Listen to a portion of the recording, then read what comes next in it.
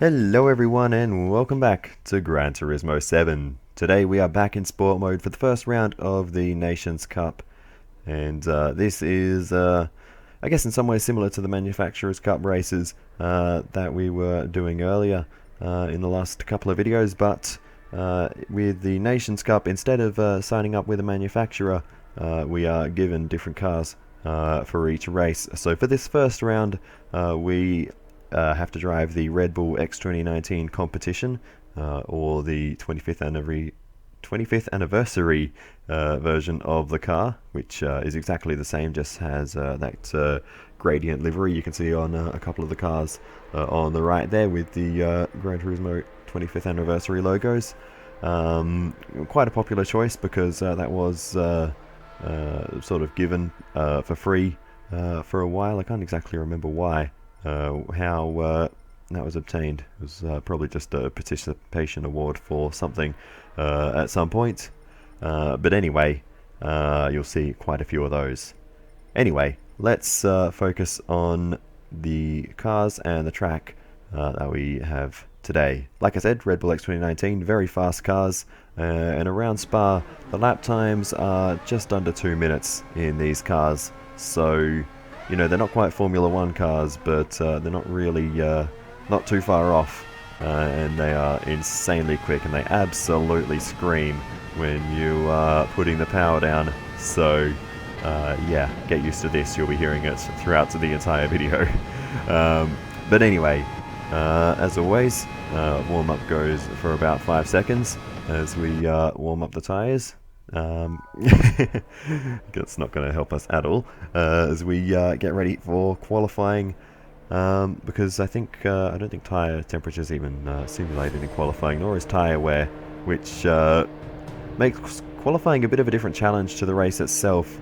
I didn't do much time trial practice for this round. I mostly did practice in lobbies where you can have tyre wear simulated. So yeah, I did a lot more practice for the race itself, because I know it's going to be very difficult for me to be consistent in this car. It's probably just a touch too fast for my liking. I prefer the more traditional racing cars than whatever this insane piece of machinery is. But we'll see how it goes. Spa is of course a circuit I know very, very well. We've done hundreds and hundreds of laps here in the Formula 1 games and other games as well. So yeah, it's there's no lack of track knowledge here. So we'll see how it goes, and hopefully we can have a good one. So we begin our qualifying lap, our first lap, and we'll see how things go. Absolutely flat out through Eau Rouge and Raidillon. No lifting at all through there. It's easy flat, even if you don't get the line quite right. Now into the braking zone of Les Combes. Trying to get through here is a little bit trickier. You can get a little bit tripped up on those curbs, but you miss the apex of Malmedy, which also isn't great. Now into this kind of awkward right-hander. It's that curb on the inside there is tricky as well. This car sort of can react strangely to curbs sometimes. Sometimes it's okay, and then sometimes it really doesn't like it, and it will just bounce you off in a weird direction. But anyway, we tip it into Pouan, just about keep it on the inside of that curb. If you bounce over that curb, you're in a world of trouble, as we make a double overtake around the outside into the little chicane here. That is not exactly what we want to be doing in our qualifying lap, but we'll see if we can still put in a good time here. I don't think we lost too much out of that, so I think we should be able to get away with it, but that certainly was not ideal, as we now head along towards Blanchimont and towards the bus stop. This is all easy flat out here through this section. Just keep it pinned and keep the power down, and hold the car on the right line. Now heavy on the brakes into the bus stop. Probably touched too early there, but we'll come out of the final corner. A bit of a wobble, and the lap time we set will be a pretty handy one. It is a 1 minute 55.881, and that is the best lap I've ever set at this track in this car by a long way. So yeah, I'm very, very happy with that. And check out the margin, 1,000th of a second ahead of Why Me, just behind us.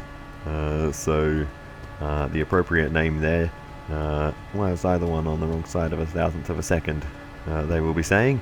But even to the car in front, actually from second to fifth, look at that, less than a tenth and a half. That's ridiculous. That is such a tight qualifying. And yeah, it's going to be all about consistency in the race. If you know, the pace is that close between all of us, this could be a very, very interesting one, a very close fight. But we'll see how it goes. These cars are very much on edge. I'm expecting to see, you know, there's going to be mistakes in this race. There's going to be, you know, people spinning, putting too much power down. There's strategy as well. I have my plan. I know what I'm going to do. I don't know what everyone else is going to do. So, you know, it's going to be a very interesting one. But yeah, with qualifying out of the way, we're in third position on the grid. We are in a very good position.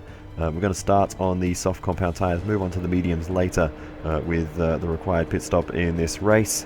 We will, of course, see what everyone else does throughout the race. But yeah, without further ado, I think it's time we get into it. Let's go.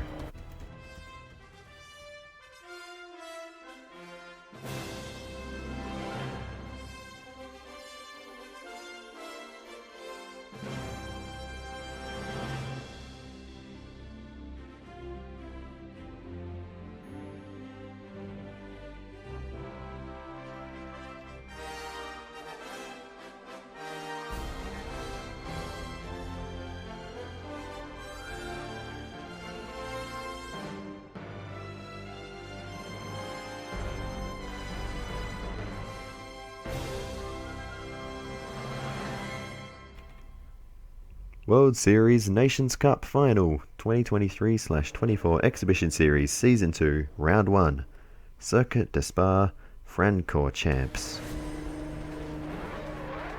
Alrighty, so here we are, ready to go racing here at Spa for the first round of the Nations Cup. Let's run through the starting order. On pole position, it is going to be Carl. And in P2, C. Lant. And starting in third position, myself, McPlayer 8T. And in fourth position, Why Me? And starting in P5, Nico 67. Down in P6, we have Bishnak. And starting in P7, Mr. J. And starting in 8th position, we have Philby. In 9th position, LC Well. And in 10th position, Coma Toast. And in 11th position, NZL Cowboy. And starting P12, Ezkiel. And in P13, Macca. And in 14th position, Ian W. And that is how we line up for the race at Spa. We now head along through the formation lap, I suppose you could call this. And we get ready to start this race. What I didn't realize at the time is actually we do not start the race on the start line. As you are about to see, we actually start heading towards the final corner. So I was not really ready to go here. But anyway, the countdown begins and we go racing here at Spa, heading towards the final corner, or the final two corners, to start this one off. I think the reason is if we started the race here, if the front runner started the race here, the people at the back would be heading through the chicane, and that would just be a very awkward way to start the race. So I think that's why that is the case. But anyway, we wobble off the road the first corner. That's not ideal. So we'll run off through the runoff as we rejoin and build up the speed once again. We only drop one spot, so it's not too bad. And we still run in fourth position. A bit of a awkward line through there, but actually get a great run on YME as we head now along the Camel Straight side by side. And we're going to retake a third position. YME's pushing us though into the grass. We're completely off the road, so we have to try and get back on before the braking zone. And we are not stopping. And now we are heading through the chicane, and we've been reset 100 miles back. And that has absolutely ruined our race before we've barely gotten started. And somehow we are actually not last. Nico 67 has somehow had an even worse start to the race than we have. but that is an absolute disaster. We'll keep pushing on and see what we can do from here, but that is not what we needed. Here comes Nico catching up to us now, so yeah, that has just been a very frustrating start to this one, but we'll see what we can do. We're going to have some clear space once Nico gets a move on. We try and fight back on the outside. We didn't quite have car width to work with there, and we can't get a stop for Puon, so that's not great. But anyway, we've dropped to the back, and now we have work to do. So we'll settle into a rhythm and see what we can do. But yeah, that's been a very frustrating start to this one, as Coma Toast has a bit of an issue there. They just understeered off the road on their own. Unfortunately, I didn't get a replay of that one, but I can confirm that is what happened. But yeah, we go back to see a replay of this little moment, and yeah, why me? Just completely pushed me off the road. Kind of ironic now to see that name, given that they are the ones taking people out, but there's the reset. And the reason we got reset back so far is because we were off the road heading towards the corner. Otherwise the reset wouldn't have been as bad, and we wouldn't have lost quite as much time. But here's the onboard with Why Me, as we're running side by side, just turns to the left slightly just to bump us off the road and make sure we can't take that position. So that's very frustrating. Little bit of a wobble on the curb there for Why Me, and they'll continue on their merry way. Meanwhile, this is what happened to Nico off the start. Did not slow down at all into the bus stop to start the race. Just completely caught out by potentially the starting location. I'm not sure. And then spins again on the exit. And that's two significant incidents before the race has even started for Nico67. That's frustrating.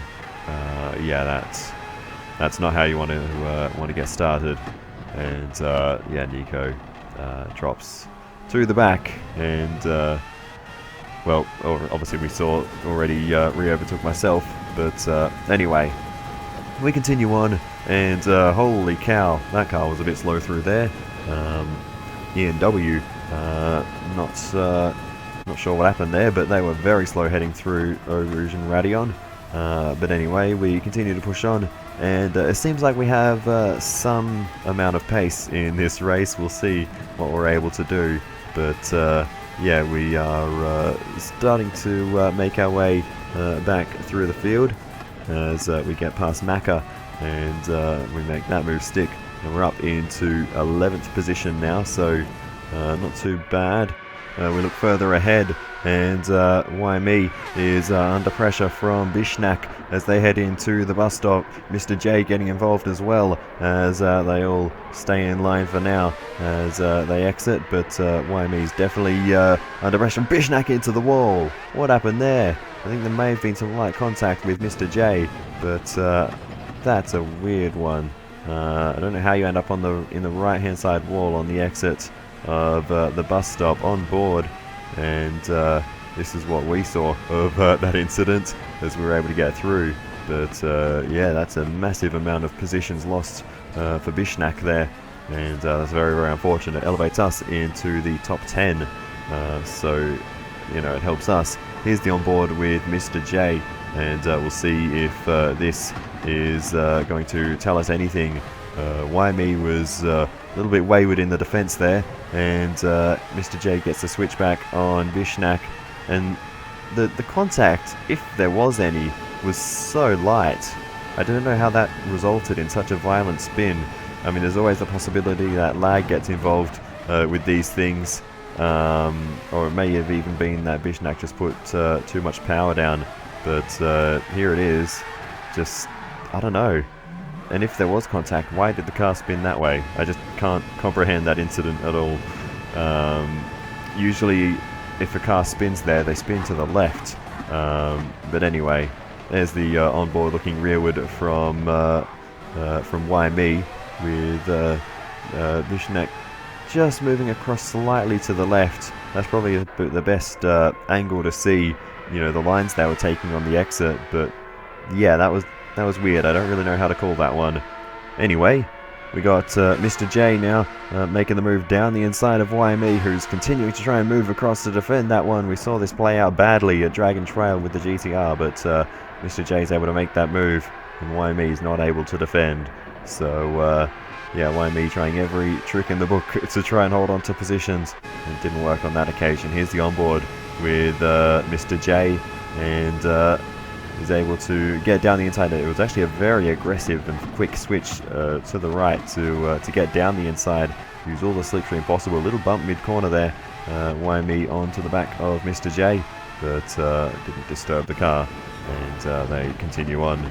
But yeah, we continue to push on, back on board with myself, and we've got Nico in front of us. A little bit slow through there. Do we have an opportunity here to make a position? We have a little look to the inside. We go fairly late on the brakes, but we still pull it up to make the corner, and Nico does a good enough job. We're not able to get through, so yeah, not quite an opportunity there. We trip over the bollards on the inside, and yeah, Nico now takes off into the distance. That didn't quite work for us there, as we go wide at Puon once again. Doesn't cost us too much. We sort of committed to that early so we don't go over the worst of the curves. We sort of go over them sideways. That's the worst. Anyway, we run deep into the bus stop. There's another mistake. We get the reset there. A bit like what Nico did back on the first lap, or before the first lap even. And yeah, that's going to cost us a few more seconds as well. So yeah, just a few mistakes sort of creeping in at this point in the race. Just, yeah, can't quite stay in the rhythm. So, you know, that's, you know, costing us a bit as well.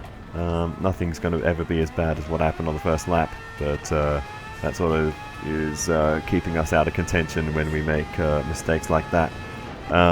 So, yeah, this race, I don't know what the maximum we can achieve is. That's a spin. That's not going to help us either, as we get it flicked around again, and we use the escape road to get back up to speed. But we're going to drop a spot, ironically, to YME, who has made a pit stop. So, yeah, we're not going to have to deal with them again in this race. But here's the replay. Too much power down on the exit. The soft tyres we started on are starting to go off at this point. There goes YME getting through. But, yeah, we'll continue to push on. We're going to pit at the end of lap 7. That is my plan. These soft tyres can, really, they can do 9 laps, but they start feeling pretty ordinary by that time, so I don't really want to push them that far. So we move on then to the end of lap 6 even. My plan was lap 7, but we didn't make it that far. After that spin, I decided to just bring it in, and we only just get enough fuel to make it to the end of the race, which is interesting. So they've calculated that perfectly in the background. But anyway, we will get a new set of tyres on, the medium tyres going on for the rest of the race. The feeling on the medium tyres honestly isn't that different to the softs. You know, when you come off the old softs and put the new mediums on, they don't feel bad at all.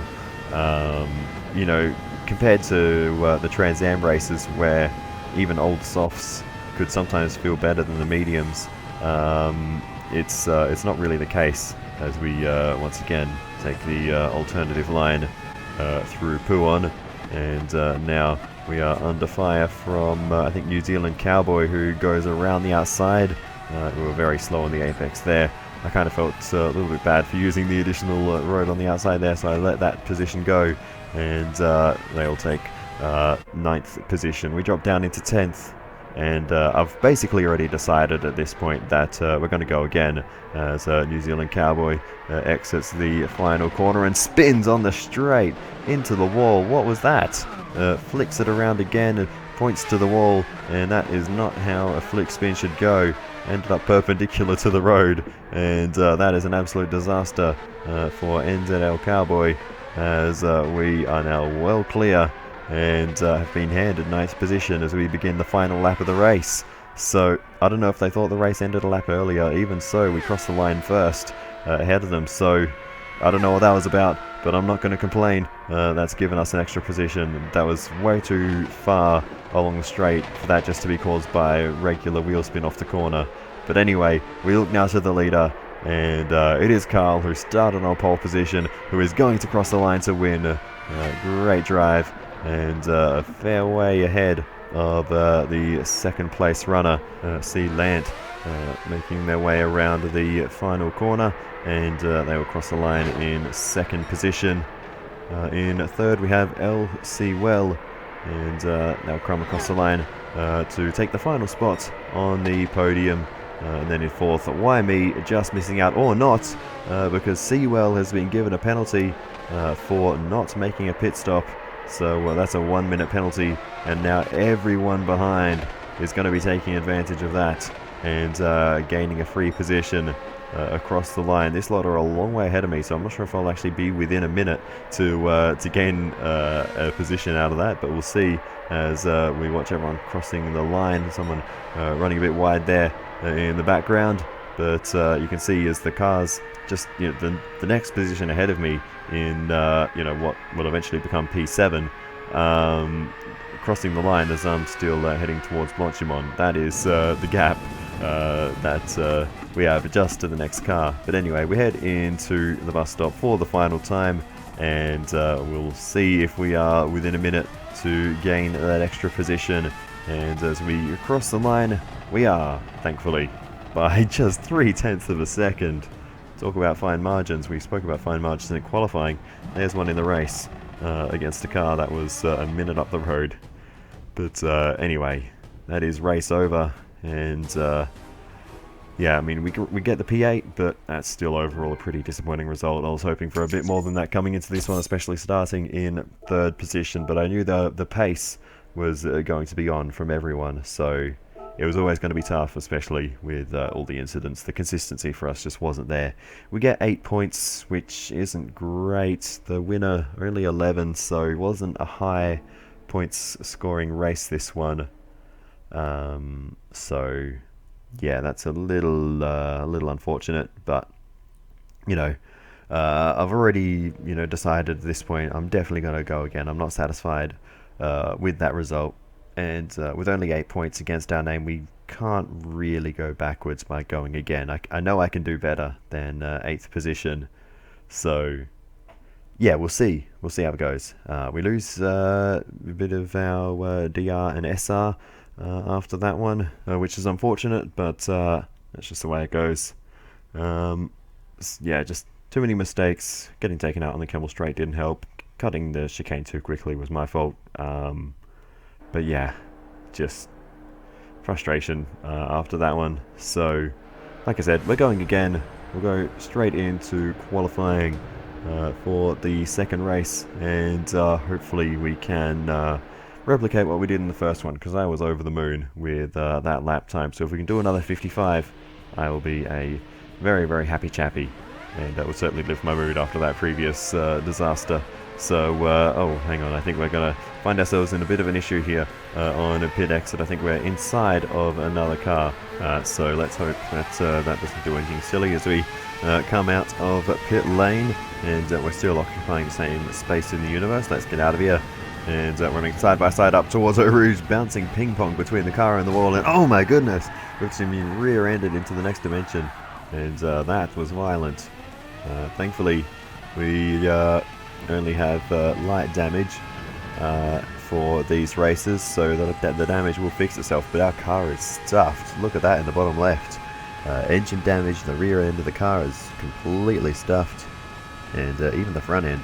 So yeah, we've damaged all corners of the car, and yeah, I guess the front end's probably from the original contact, but yeah, thankfully that will all go away by the time we get around to start our lap. But that was a big one.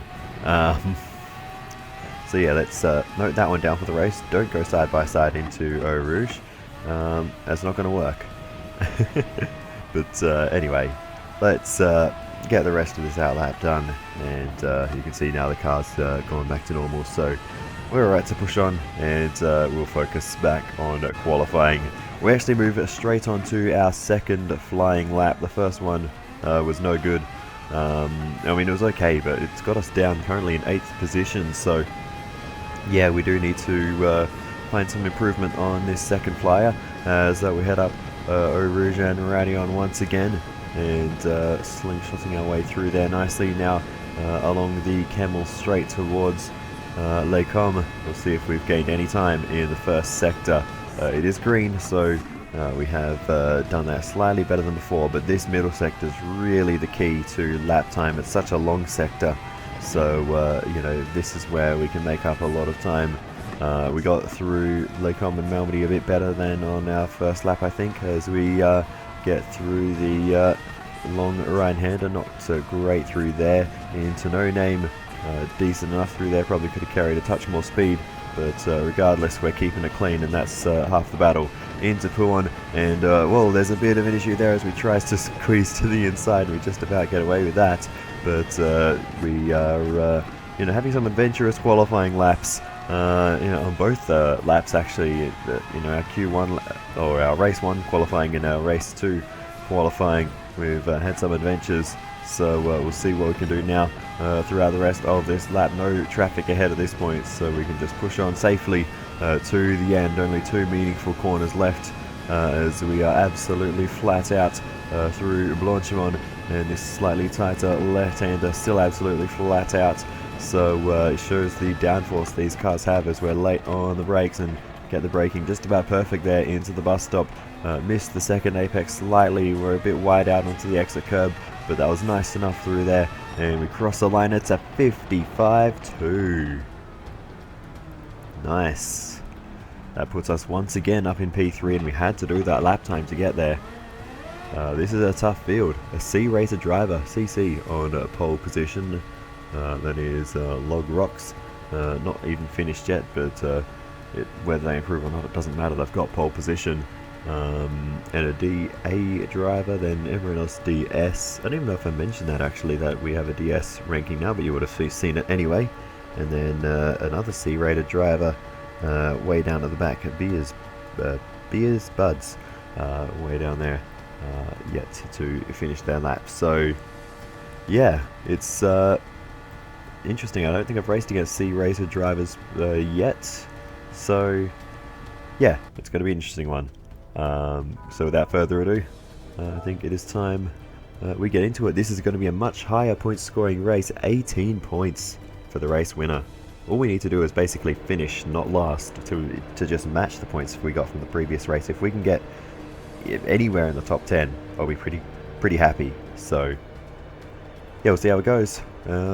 Pretty excited for this one. I think we have potential to score some big points, and so long as we can have a cleaner race than last time, I think you know, I'll come away from this pretty happy regardless of the result.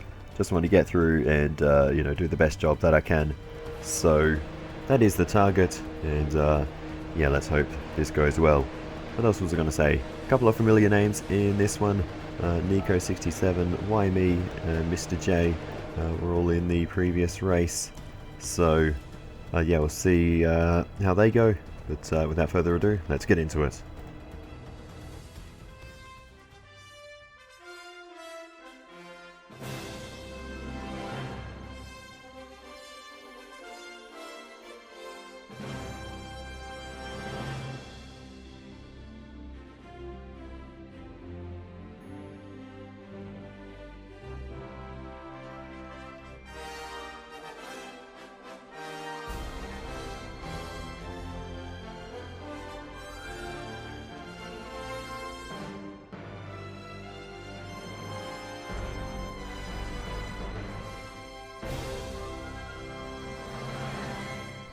Alrighty, World Series Nations Cup Final 2023/24 Exhibition Series Season 2 Round 1 Circuit de Spa-Francorchamps.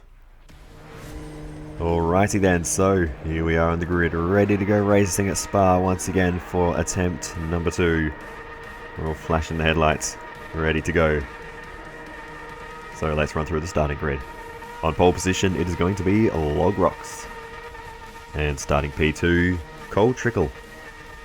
And in third position, myself once again, McPlayer 8T. And then starting P4, Curly Mo. And starting in 5th position, why me? Because that's where you qualified. Starting P6, Chaos Dog. And down in P7, Nico67. In 8th position we have Stox. And starting in P9, The Greatest. And in 10th position, Limo711. And in P11, Mr. J. Alongside in P12, Coconuts. And starting P13, Magpie. In 14th position was a Brown. And coming off the back of the grid, Beers Buds. So, that's where we all line up. We're in a good starting position once again. So, let's try to make the most of this as we are ready to go racing here for the second and final time. Didn't explain the livery on this car, by the way. I made it in about 5 minutes. Just slapped a bunch of stickers on it and just left it at that. I forgot to make a livery until the last minute, and that's what I came up with. So yeah, it's a bit of a weird one. But anyway, we get ready to go racing here at Spa, and we once again head towards the final couple of corners to start this one off. And we managed to get through there very nicely, as the jets have already flown overhead and leaving us behind. So that's kind of a strange thing that you know, they don't sort of fly over the starting, you know, the cars as they're, you know, starting the race as they normally do. It does give us a better look at the Belgian flag in the sky than what we would normally have, though. Anyway, we racing now up Eau Rouge and Radion, and we've had a pretty good start. Still maintaining a 3rd position. No one around us. We've lost a little bit to the cars in front, gained a bit potentially on the cars behind, and we are absolutely loving life. There goes Nico again, coming a cropper of the bus stop before the race has even started for the 2nd time. So that's got to be a bit frustrating, but not as bad as the first race, but still, yeah, having some issues there. Meanwhile, as expected, Logrox and Cole Trickle are leading the way out in front. Meanwhile, this is YME in the middle of the pack, getting involved in a bit of action once again. And oh, there's a car off in the side there. I think that is Mr. J, judging by the colour of the car there. So it's been a chaotic first lap a little bit further back, but yeah, that is not gone well. Oh, off the road there again. That is Soxt, who was coming together with YME back at Lecom, and now has had another off, so it's not been a great first lap. And half the field are off at Pouon, so not just myself struggling with this corner. We go on board with myself, rewinding in time slightly, and there we go, off the road at Pouon. That didn't take long, and we drop a spot because of that. Just tripping over that inside curb awkwardly sent us to the outside curb, which just finished the job. So we lose a spot there, and now tripping on the curb there as well. So yeah, we're struggling to get into a rhythm early in this one as we lose another position. We try and switch it back. Nothing we can really do there, and we will drop into P5. Not a disaster, and we'll see how the race continues. Back to this little incident. This is on board with Mr. J, and yeah, just a very awkward situation there. Completely misjudged the corner with about 5 other cars around, and woof, back onto the racing line. Nico having to take avoiding action there, and that was all a little bit chaotic at Malmedy. Anyway, we have more battles going on here, and YME spins, catches it, but is going to dump a number of places here, and that's going to be a bit frustrating for YME, and they drop a lot of places there. So ironically, they end up just in behind Sox, who they bumped off the road on the first lap. But anyway, we are having troubles of our own down at Lecom. That costs us another position in the end as we drop into P6. So yeah, we're slipping back pretty quickly in this one, really.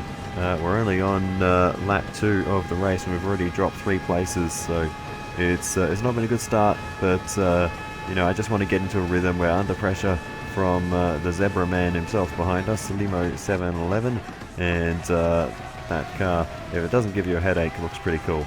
I don't know, It would take a lot of work for that kind of livery. But anyway, we are still under pressure as the greatest goes down the inside. I'm just letting these people go. At this point, I don't want anything to do with this lot. I just want some space to myself so I can get back into a rhythm.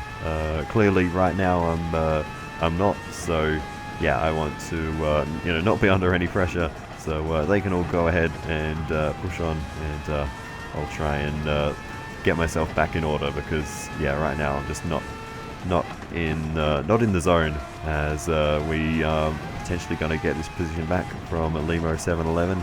We sneak up there inside, and we are going to try and on the outside here, nothing we can do there, and we'll stay behind for now as we head through the right-hander, and yeah, we don't get the run through there. So yeah, we're going to remain down in 8th position now. That is the positions we lost on the first few laps. So yeah, really not great, but hopefully we can fight back and gain a few of these spots back.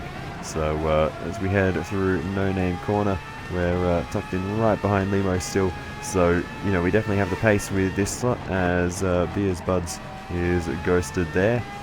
They did that themselves, just had a bit of a wobble on the exit of No Name and ended up way out off the road up there. But again, unfortunately, I didn't record the replay of that one. Unfortunately, I forgot about that one as I was going through. But anyway, yeah, I think Limo got a bit distracted by that, and we were able to capitalize on that. There's an early pit stop though. That's interesting. Chaos Dog is going to do 9 laps on the soft compound tires. They can go that far, but that's really pushing the lifespan of those tires. So yeah, they're going to have to treat them very, very nicely as Curly goes for a spin there. That gives us 4th position. As we continue on, we have the Greatest in front of us now. We've been closing that gap. The Greatest heads into pit lane, so I decided basically we'll just do the opposite of them and hope that we can potentially get the overcut. If they didn't stop, I was planning to head into pit lane and get the undercut, but hopefully one of those will work as you know, we've been forced into the overcut situation, and yeah, we'll see how it goes. Meanwhile, as we see Nico 67 coming around the first corner with Mr. J behind, the Greatest coming out of pit lane just in front. So the Greatest is going to be under a bit of pressure here. Up Eau Rouge and Radion. Nico right behind and potentially looking to make the move along the Kemmel Straight. He is deep into the slipstream, putting a lot of pressure on the Red Bull as they run nose to tail, ducking in and out of the slipstream, but a lunge down the inside for Nico, and that's a beautiful move down at Les Combes. And we'll move ahead of the Greatest at a critical time. Oh, this little bit of fighting away could buy us a second or two to get us ahead of the Greatest as we look back to the Red Bull liveried car. Now we'll soon be coming under pressure from Mr. J. So these two, not knowing it, are doing me a huge favour by battling away with the Greatest. So let's see if this continues. The Greatest goes wide, and that's going to allow Mr. J through, and the Greatest is going to drop down and lose that spot. And there's Why Me in the background as well. So more trouble coming for the Greatest as they work their way towards the final sector. We're going to be coming into the pits at the end of this lap, and get that one lap of overcut. I don't know what's going on, at this point in the race for myself. I don't know what's going on with the Greatest. That's they've been caught up in all this battling. So yeah, I'm only doing the one lap of overcut. Probably could have stretched it further, knowing that there's still cars left to try and get past, because Why Me has pace and is really putting the pressure on towards the bus stop. Why Me looking left and right as they head through Blanchimont, and Why Me trying to make the move now down the inside into the bus stop, late on the brakes, and they're ghosting into each other, and the Greatest goes around and almost into the pit lane, pulls out of it, but that's going to cost a few more valuable seconds that they really could not afford to lose. We come into our pit box now, and we'll get a set of the medium compound tyres on, and they'll take us to the end of the race. And we accidentally put a bit too much fuel in, or we don't need to refuel at all. I just forgot to cancel it first. and that's going to cost us a second or two.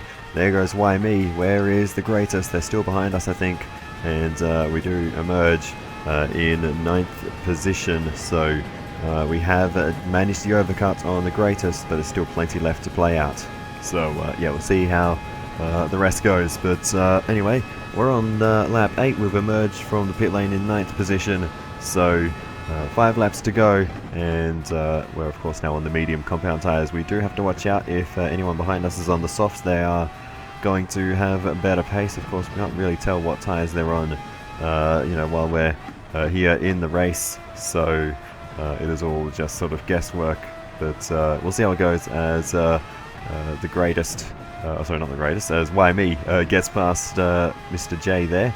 So hopefully we can get involved in the action soon. Mr. J goes wide into the gravel trap, and that hands us 8th position as we make our way through Stavelo and now up towards Blanchimont. So that was an easy one for us. We continue to move on. End of lap 8, start of lap 9. We gain a few more spots as a few others head into the pit lane, and that puts us up into P6. So, you know, we are on target to score quite massively compared to the first race.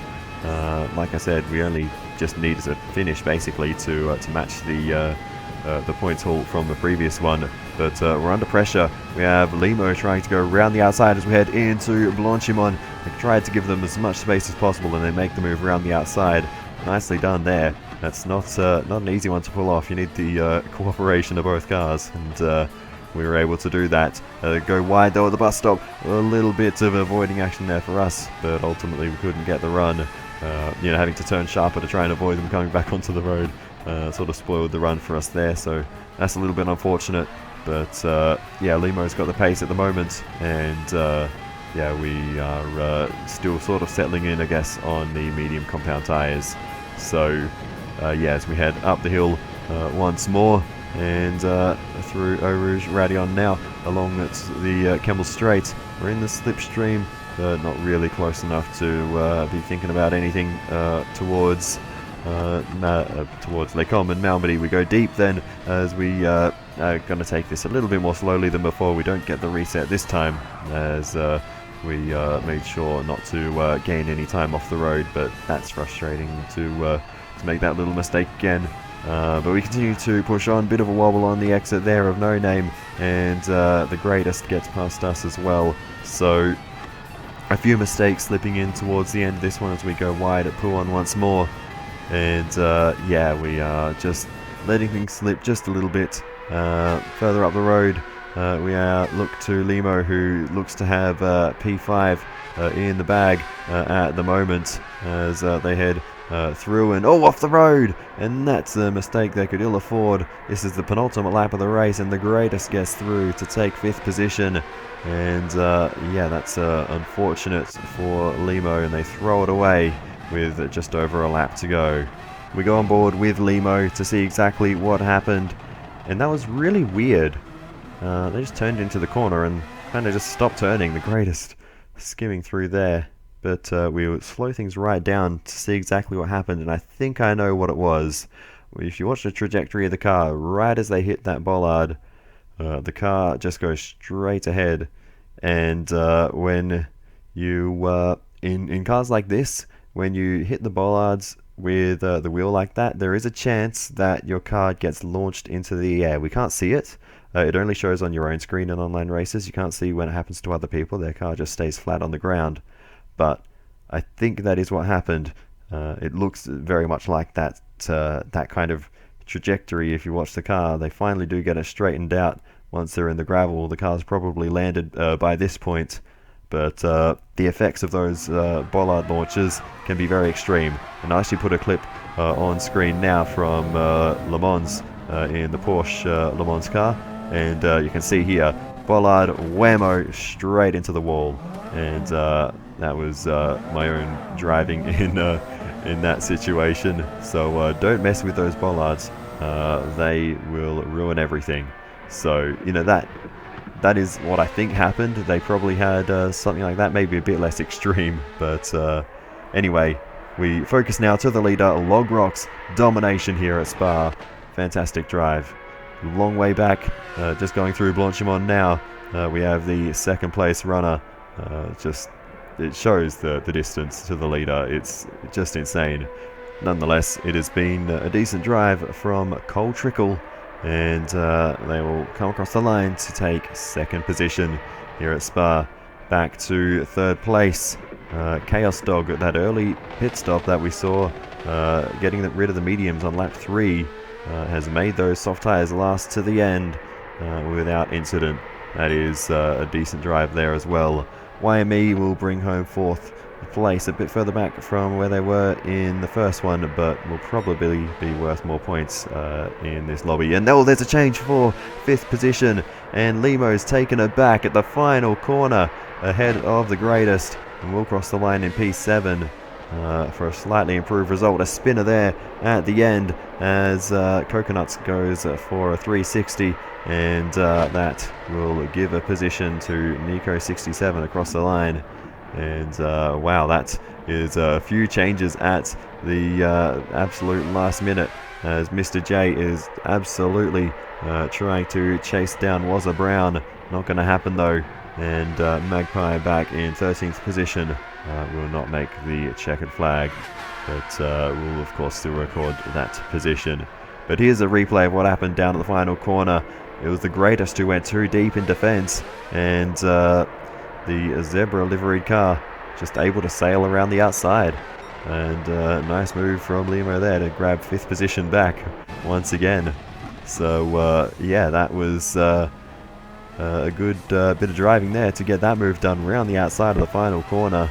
Back on board with myself as we watched that play out right ahead of us, but we were just too far back to get involved. I didn't have the pace of them towards the end, so maybe they finished on the soft tyres, I'm not sure, but whatever the case is, P7, we are a position higher than in the first race, a much cleaner race from us this time, no major mistakes, and of course, as I said, this race is worth a lot more points than the first one, so yeah, we're going to be looking pretty good points-wise. We're going to get 13 points for 7th position, so I can't complain about that. That's equal my highest points with the second Bathurst race in the first manufacturer's round I did. But yeah, that's more than I expected. I wasn't too sure about the Red Bulls, how well I'd be able to drive them, but things went okay. But that is going to do it for this one. I will say thank you so much for watching all the way to the end. I really do appreciate it. Please feel free to give me some feedback in the comments. It's always very helpful. And other than that, I will see you in the next one, and goodbye.